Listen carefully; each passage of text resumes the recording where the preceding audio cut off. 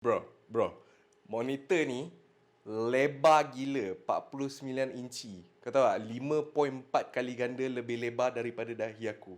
Okay? Kau nak tengok review? Okay, kau tunggu je aku cerita dekat korang. Alright guys, so selamat datang sekali lagi ke video aku. And sebelum kita start, aku just nak bagi tahu dekat korang, aku stream dekat Twitch sekarang, bukan dekat Facebook lagi. So link dekat bawah ni, kalau korang nak boleh datang support. And terima kasih banyak-banyak. And monitor ni datang daripada AOC, which nama model monitor ni ialah AOC AGON AG493UCX. Yes, nama dia memang senang nak ingat. Alright guys, so secara ringkasnya kita go through the specs of this monitor. Monitor ni 49 inci diagonally. Lepas tu resolution untuk monitor ni ialah 5120x1440. It's using a VA panel and then the ratio is 32:9 ratio and it has a 1800R curve. It's got a 120Hz display monitor and 1 millisecond response time and 3000:1 contrast ratio. Dua 5-watt speakers which korang akan dengar kejap lagi. Lepas tu 93% DCI-P3 color gamut, VESA certified DisplayHDR 400 and adaptive sync. So monitor ni best gila actually untuk aku sebagai content creator,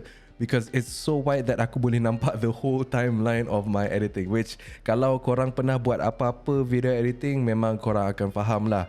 Tak kisahlah Adobe Premiere ke DaVinci Resolve ke After Effects ke, but memang korang akan faham bestnya bila korang nampak timeline penuh. Okay, in terms of gaming, kita kena tengok game apa yang korang main. So macam New World ni, which aku tengah gila main New World, ada support untuk ultra wide. So kau nampak environment besar gila and it's very immersive. Unfortunately, aku tak try racing games, mainly sebab aku tak mampu. But for sure, it would be very good as well. Untuk game macam PUBG or Valorant or basically mostly FPS competitive games, and of course akan ada black bar kat tepi.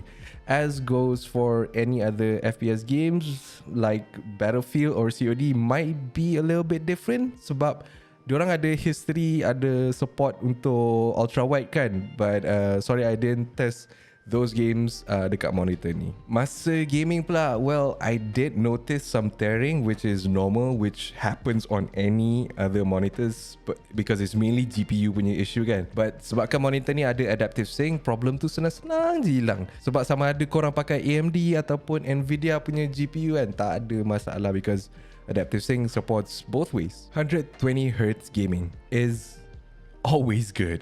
While I tried Valorant and PUBG sebabkan 1 millisecond response times, there was no noticeable delay. And everything went smooth and crispy. There was a bit of ghosting bila especially kau mencari kan.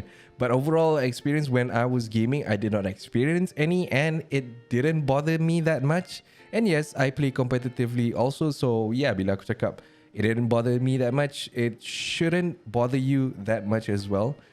Depending on who you are, maybe kau very picky ke, so maybe you will experience it differently than I do. Coming back pada adventure games, MMO yang support ultra wide kan, macam tu, macam New World ni, ya Allah, best gila. Aku seriously enjoy my time playing the game with this monitor, and aku boleh bayangkan adventure or RPG games yang boleh main ultra wide, memang korang pun akan enjoy. That's why aku nangis bila aku kena letak balik monitor ni dalam kotak habis review tadi. Monitor ni ada multiple input dia, tapi yang penting kalau korang nak HDR support, korang kena pakai HDMI 2.0 ataupun DisplayPort dia. Input tu juga support untuk 120Hz display juga. So dengan multiple ports tu, actually monitor ni support picture by picture. Contohlah korang ambil dua HDMI cable dari GPU, cocok ke monitor ni, terus monitor ni akan berlaku ataupun act seperti dua biji monitor tapi tanpa bezel yang annoying dekat tengah-tengah tu, which may be useful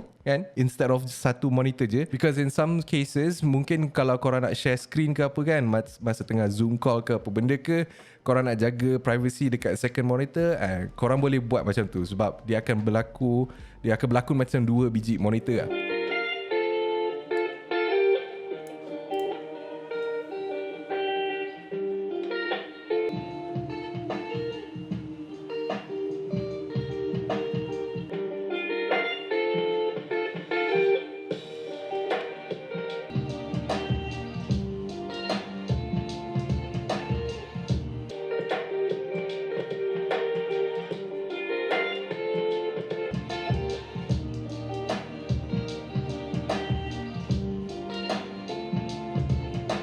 Yep, so this display uses a VA type panel, but walaupun dia VA panel, dia ada DCI-P3 color gamut, which means it's been color calibrated, and korang even dapat kertas yang ada tulis certification kat dalam kotak sekali.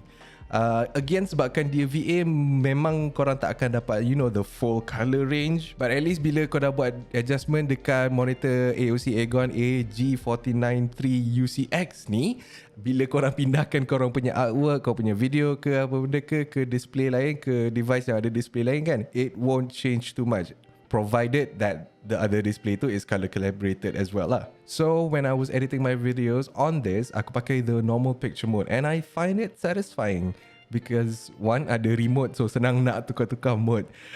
Kalau seperti yang korang tengok sekarang ni, aku change the settings using just the remote, which is very useful. Aku minta maaf, tapi the only display yang aku ada, yang aku paling percaya pada color profile-nya is my iPad Pro. So bila aku review editing aku dekat iPad, everything still looks crispy as well, and that's a good sign. Harga asal monitor ni ialah RM5,999, but sekarang tengah ada promotion RM4,999, which korang boleh tengok dekat link dekat dalam description, dekat mana-mana kat belah bawah tu korang boleh tengok ada link untuk promotion tu. So maybe most of you akan cakap harga ni keras, but ingat, okay, the specs for this monitor is good for the price, sebab specs yang lebih kurang sama dengan monitor ni, harga dia RM9,000. Yes, korang tahu monitor yang mana satu.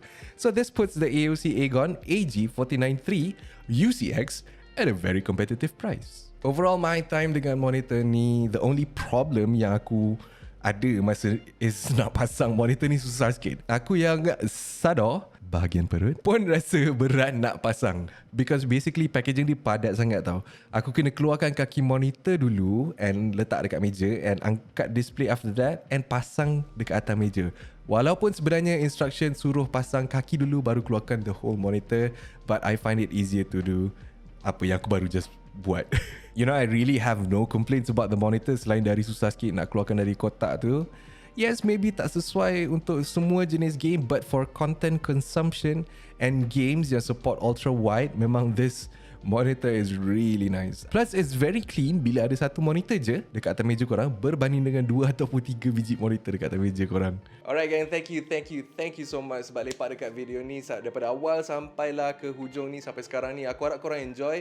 Kalau korang enjoy video ni, jangan lupa belanja like, sebab like tu dapat boostkan video aku ke orang-orang lain yang mungkin nak tengok video ni juga. And korang boleh lepak dekat Twitch aku, link ada dekat bawah ni lagi sekali. So jumpa korang dekat sana kalau korang ada lebih-lebih soalan. And thank you again kepada AOC sebab membekalkan monitor ni and menaja video ni. So you guys are amazing, and korang yang tengah tengok ni pun amazing. Alhamdulillah. Thank you so much for the amazing support, and I will see you guys in the next one nanti. Okay, Assalamualaikum, Era of the Geeks, and peace. Bye bye guys.